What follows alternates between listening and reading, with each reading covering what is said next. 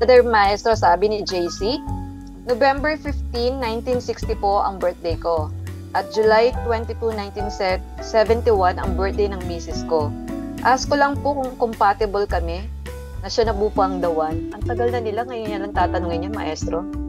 Etong November 15, balik na naman tayo sa Scorpio. Marami tayo Scorpio sa ngayon di ba? Ito si July 22, nasa pagitan to ng Leo Cancer. Pero mas ituturing na natin tong Cancer. Alam mo kung bakit?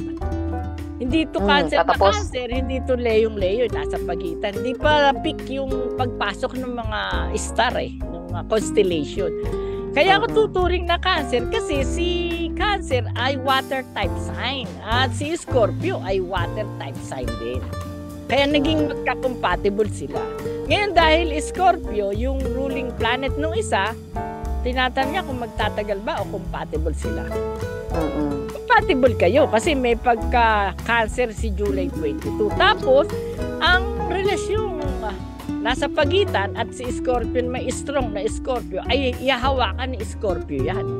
Kaya yung pagiging compatible, pag strong yung asawa mo o kapartner mo, nasa humahawak ng relationship. Yan yung sinasabi nilang kinukontrol ni Scorpio si July 22. Ang problema kay July 22, alanganing strong, alanganing weak. Kaya di natin malaman kung nagpapakontrol nga siya o hindi.